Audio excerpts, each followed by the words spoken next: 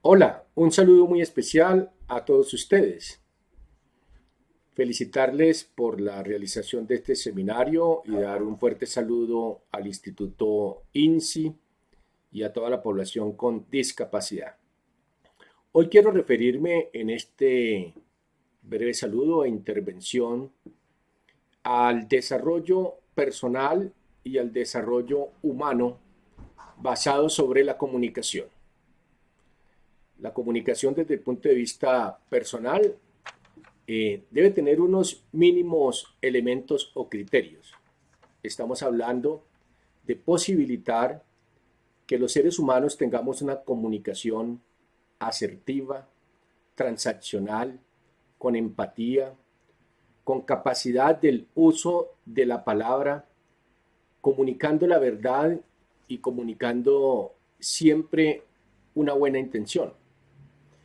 Pero para esto no basta simplemente el lenguaje vocal y su contenido, sobre el cual vamos a detenernos unos momentos, partiendo de que del 100% del proceso comunicacional, solo entre el 7 al máximo 20%, según los estudios, tiene una relación directa como factor de incidencia el lenguaje vocal. El lenguaje no verbal corresponde a ese otro 80 a 97, 93%. Y nos referimos a los asuntos del cómo se dice y del qué hago cuando se dice. Y sobre el cómo se dice, pues nos referimos en este caso a la paralingüística, a la parapalabra, es decir, a los elementos intrínsecos que van relacionados en ello, desde la intensidad, es decir, el volumen de voz, el tono, para que sea una palabra firme, pero también placentera al ser escuchada, el timbre de voz y la velocidad. En el otro lado de esta primera parte del lenguaje no verbal se encuentra el qué hago, es decir, cómo son mis gestos, mis posturas para hacer un planteamiento. Y aquí se encuentra entonces los ademanes, la expresión de la cara, los movimientos, el saludo, el cómo vestir. Y alguien me preguntará, bueno, pero si yo soy invidente, ¿cómo me expreso? Pues si usted no puede fijar la visión, pues es muy sencillo. Para eso existen las manos, existe la postura del cuerpo. Eso también corresponde a ese 93% del lenguaje no verbal que permite una comunicación. Ahora hablemos de los contenidos. Cuando usted dialoga, cuando usted conversa, cuando usted se comunica, lo mínimo es que debe preparar los argumentos, incluso en el campo familiar, así usted esté en casa, pues todo lo que usted exprese tiene que tener una razón, un fundamento y, de ser posible, ser asertivos, como una costumbre, como un hábito que a usted le permita comunicarse en forma adecuada. Esa asertividad se ha planteado como una estrategia de comunicación que permite defender nuestros derechos y expresar nuestra opción o nuestra palabra de manera libre y clara desde el respeto propio, pero también desde el respeto ajeno. Hay que expresarse con razonamiento. La comunicación asertiva comprende también la visión y los sentimientos de los demás y, desde luego, si usted toma en cuenta estos elementos, podríamos, desde luego, con la comunicación, propiciar un desarrollo humano. La comunicación interna consigo mismo supone la autoestima, la autoestimación, la intercomunicación cercana con las familias, en la intimidad o la comunicación en grupos. Todo esto tiene unos protocolos básicos que faciliten precisamente abrir espacios para ese desarrollo personal y el desarrollo integral. En esta segunda parte que les quiero explicar, me comprometí con ustedes a hablar sobre la necesidad del desarrollo humano en una sociedad y la responsabilidad que tienen los estados para propiciar entonces los procesos de comunicación y el ejercicio pleno del derecho a la comunicación. Quiero ayudarme en este momento con algunas diapositivas, pero trataré de ser lo máximo en lo posible descriptivo para que ustedes también puedan seguirme en esta breve explicación. Lo primero, pues indicar que estamos en un ecosistema en donde prácticamente tenemos un duopolio mundial y unos monopolios en el caso de Colombia. El grupo Organización Luis Carlos Sarmiento Angulo, que agrupa a la casa editorial El Tiempo, City TV y otros. Tenemos también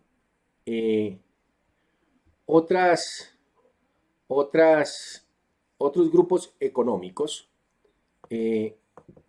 Regálenme un segundo, me voy aquí ubicando en donde corresponde. Perfecto.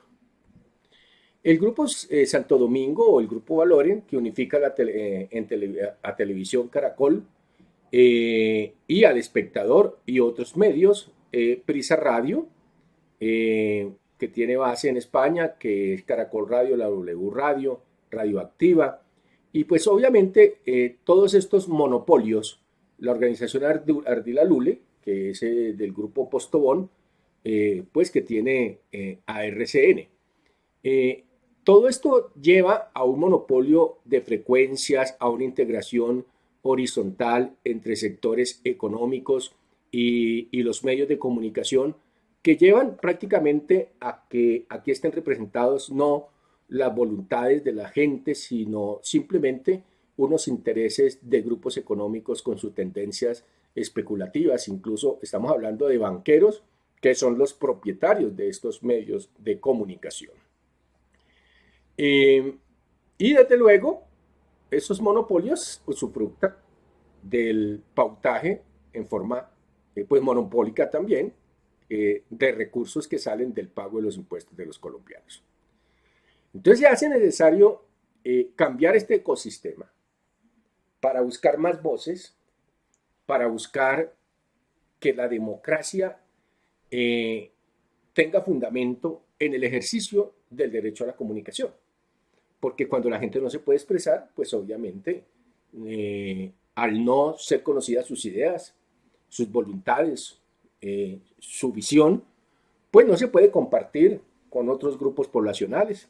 Y obviamente en los ejercicios, por ejemplo, de orden electoral o las definiciones de corporaciones públicas, pues no van a tener ninguna opción grupos excluidos, sean en Colombia el caso de grupos étnicos o de población con discapacidad. Entonces aquí tenemos que tener una clara noción del derecho a la comunicación y los fundamentos de ese derecho basado en normas internacionales y nacionales que son producto de esa lucha del ser humano sobre el planeta Tierra como civilización en la búsqueda de esa convivencia. Tenemos la primera, que es la Declaración Universal de los Derechos Humanos, que estamos refiriéndonos a la resolución de la Asamblea General de las Naciones Unidas del 10 de diciembre de 1948. Estamos hablando de 1948, que desde su artículo 19 indicó que todo individuo tiene derecho a la libertad de opinión y de expresión. Posteriormente, en el año 1966, se adopta el Pacto Internacional de Derechos Civiles y Políticos, que entró en vigor en 1976 en su artículo 19, además de que nadie podrá ser molestado a causa de sus opiniones, pues toda persona tiene derecho a la libertad de expresión. Y este derecho comprende pues la libertad de buscar, recibir, difundir informaciones. Está la Convención Americana sobre los Derechos Humanos, que es el Pacto de San José, suscrita en la Conferencia especializada interamericana sobre derechos humanos, San José de Costa Rica, en noviembre de 1969, que contiene 5 acepciones en el artículo 13 sobre la libertad de pensamiento y de expresión.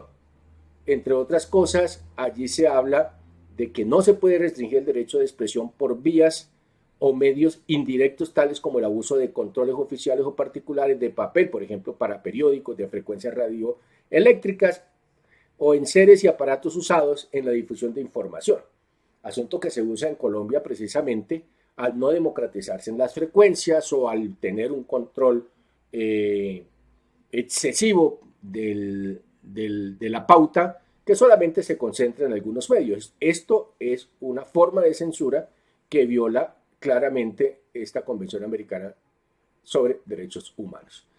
Está la Declaración sobre el Derecho al Desarrollo, que además de las anteriores, porque las anteriores pueden regir para cualquier tipo de medio, incluso comercial, pero cuando se habla de comunicación comunitaria alternativa de las poblaciones, de los grupos étnicos, de la población con discapacidad, el 4 de diciembre de 1986, en su artículo segundo, la Declaración sobre el Desarrollo, sobre el Derecho al Desarrollo de la Asamblea de las Naciones Unidas, indica que la persona humana es el sujeto central del desarrollo y debe ser participante activo y beneficiario del derecho al desarrollo. Y todos los seres humanos tienen individual y colectivamente la responsabilidad del desarrollo. Es decir, los ciudadanos, por el hecho de nacer en un territorio, tener ese poder de ser conscientes sobre su naturaleza y su derecho, tienen entonces o están investidos de una capacidad jurídica para incidir sobre su propio futuro. Adicionalmente, la Corte Interamericana de Derechos Humanos recuerda que respecto de los hechos, en un caso específico, la Corte considera que el artículo 13 de la Convención, al garantizar expresamente los derechos de buscar y recibir información, protege el derecho de toda persona de solicitar acceso a la información que está bajo el control del Estado. O sea, estamos hablando de derechos inherentes a todo tipo de información. Y quiero reivindicar también las continuas declaraciones que ha venido haciendo la UNESCO, en especial desde el mismo informe McBride, cuando pidió la eliminación de desequilibrio y desigualdades que caracterizaban y que caracterizan hoy aún más la situación actual de los monopolios y la eliminación de los efectos negativos de estos, sean públicos o privados, en concentraciones excesivas y que afectan el desarrollo humano y de la sociedad. Y debemos también ser conscientes que existen unos bienes públicos y derechos relacionados precisamente con el derecho a la comunicación, que hacen parte de la Carta Política, y la Carta Política colombiana es fruto de una lucha social y de una convivencia. Recordemos que el artículo 20, además de garantizar la libertad de expresión, indica que existe la libertad para crear medios de comunicación. El artículo 73 regula y protege la actividad periodística, la cual gozará de la protección del Estado en cuanto a su libertad e independencia profesional. Ojo con esto, independencia profesional, y aquí obviamente causa un gran contraste cuando uno ve los personajes y las señoritas presentadoras y periodistas de la televisión defendiendo posturas dictatoriales que más aparecen de periodistas fletados que de cualquier otra cosa. Y recordemos también que el artículo 75 establece que el espectro electromagnético es un bien público inenajenable e imprescriptible sujeto a la gestión y control del Estado. El artículo 101, mire este asunto tan de alto interés, establece el territorio, los límites de Colombia, y dentro de ellos está el subsuelo, la plataforma continental, el espacio aéreo, el segmento de la órbita de satélites geoestacionarios, el espectro electromagnético y el espacio donde actúa, que son territorio y que son bienes públicos. Y estos que aparecen en el artículo 101, que es relacionado, son inherentes precisamente al ejercicio del derecho a la comunicación, porque si no tenemos por ejemplo, un uso amplio del espectro radioeléctrico, tanto para radio y televisión, pues obviamente si no hay esa democracia en la distribución, pues no podríamos afirmar que existe una democracia informativa, porque no hay las voces suficientes o los canales suficientes y todos están concentrados. También debemos retomar, y si hablamos del desarrollo humano, tenemos que hablar de las acciones afirmativas y el legado que nos dejó Carlos Gaviria Díaz en su sentencia 371 del 2000, en cuanto estableció el alcance de las acciones afirmativas y la discriminación inversa o positiva para la designación de políticas o medidas dirigidas a favorecer a determinadas personas o grupos.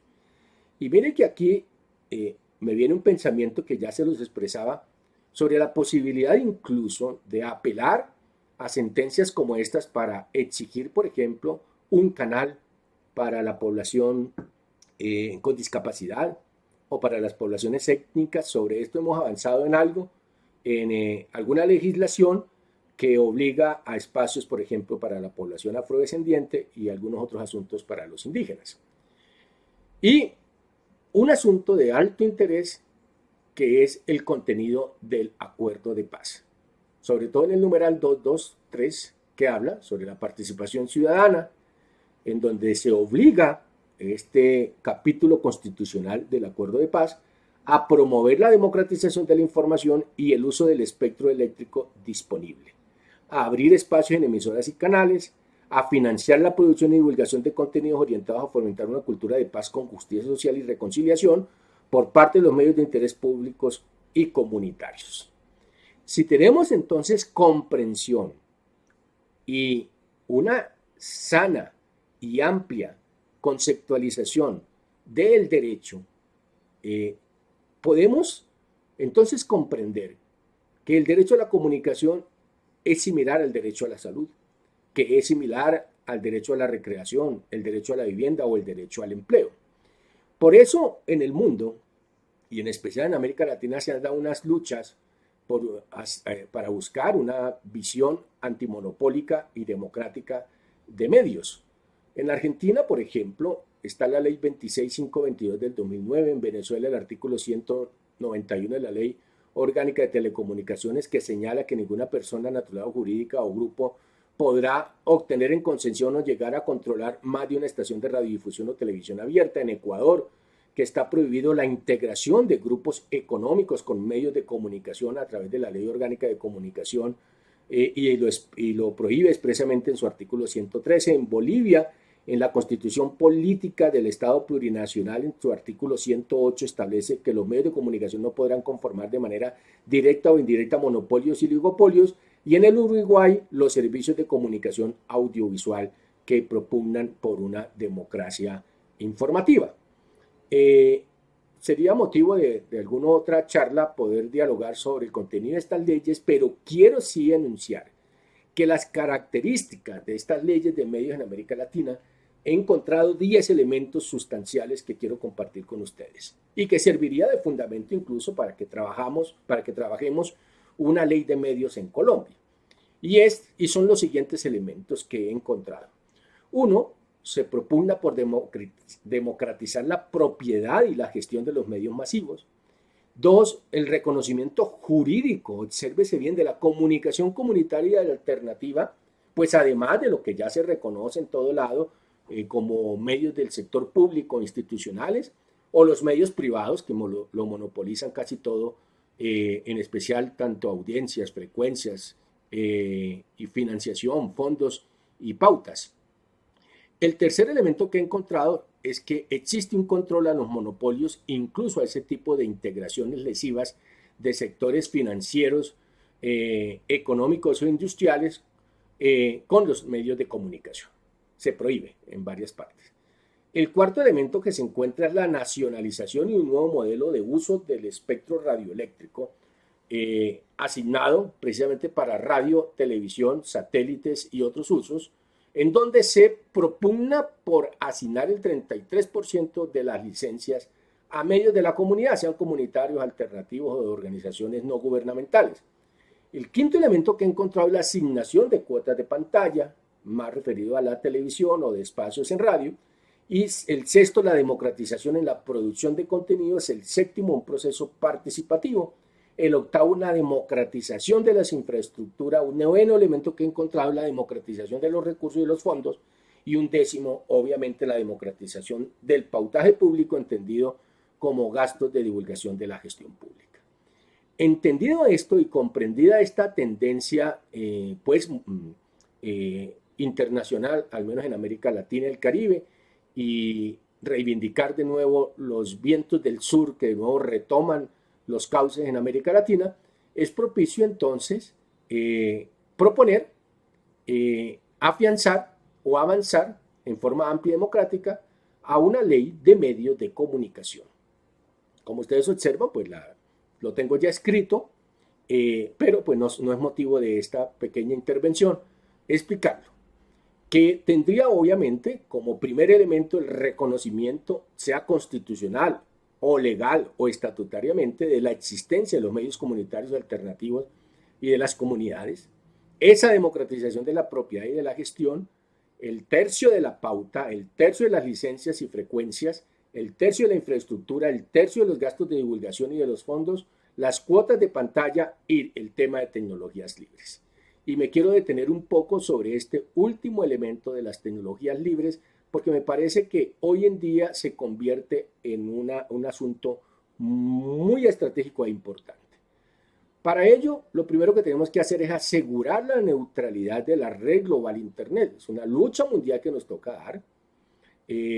Podríamos trabajar incluso confrontando a nivel mundial lo que está sucediendo con el uso de algoritmos, por ejemplo, en Facebook, Instagram y otras redes, incluso YouTube, la censura que se promueve, por ejemplo, para evitar los levantamientos populares que generalmente tienen razón en las desigualdades sociales, en la falta precisamente de reconocimiento de las voluntades populares, pero que se apaciguan precisamente con la tergiversación de los contenidos a partir de la manipulación de esos algoritmos.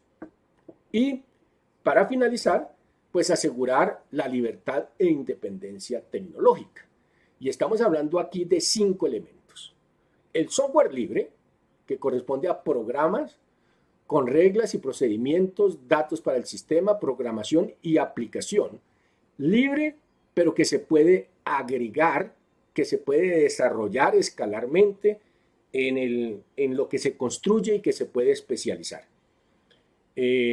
Cuando ustedes hablan de FileZilla o de Mozilla o de Ubuntu, pues hay diferentes software que son aplicables a todo esto, de OpenOffice y otros. El hardware libre, que se refiere a las plataformas industriales de código abierto o Open Hardware. Estamos hablando de computadoras libres, no solamente producir procesadores Intel, sino también procesadores que de alguna manera bajen los costos y maquinaria que permita de alguna manera con códigos abiertos y materiales accesibles producir sistemas de cómputo. Están las redes sociales libres, ejemplos de ellos como Diáspora o Genius Book y otras, que permite la comunicación de las personas eliminando precisamente esos algoritmos que se imponen por parte de los propietarios de estas empresas. Las redes inalámbricas libres, recordamos aquí incluso la frecuencia 433 en Europa, que se utiliza para sistemas de radiocomunicación, pero estamos hablando de luchar por sistemas Wi-Fi o sistemas y frecuencias de alto alcance que permitan el uso libre para sistemas de comunicación. Y están los contenidos libres, finalmente, como 5 elementos, que son recursos educativos abiertos, contenidos con licencias abiertas, los mapas libres, los audiovisuales libres, y eso supone, obviamente, que al tener cero restricción de esos contenidos, caso Wikipedia, donde hay un trabajo colaborativo mundial, creo que es la enciclopedia mundial más grande y asertiva, pues, que incluye los diferentes enfoques, pues estamos hablando de la posibilidad de asegurar una independencia. Y obviamente ustedes estarán pensando, ¿y qué pasa con el JUS? ¿Qué pasa con otra serie de ayudas visuales y demás? Pues hay que luchar porque ese software sea libre y que el hardware sea libre. Bueno, quería entonces adentrarme en estos elementos porque me parecen sustanciales tomar en cuenta en este debate sobre el derecho a la comunicación y ubicar en el centro la comunicación para el desarrollo personal, pero también la comunicación para el desarrollo humano, para la democracia y la convivencia pacífica sobre el planeta Tierra. En estos momentos en que estamos viviendo esta pandemia, los sistemas de comunicación se convierten en algo vital. Hay que luchar por la accesibilidad, romper esas barreras, no ahora actitudinales, sino barreras realmente tecnológicas que limitan el acceso al conocimiento, que limitan el diálogo. Y bueno, cuentan ustedes con un amigo. Les habló Rodrigo Acosta, soy el presidente de la Central de Comunicación Comunitaria de Alternativa, director de Bogotá Social Televisión y bogotasocial.org. Muchas gracias por la oportunidad, un fuerte abrazo a todas y todos ustedes en el panorama y en el territorio nacional e internacional. Hasta pronto.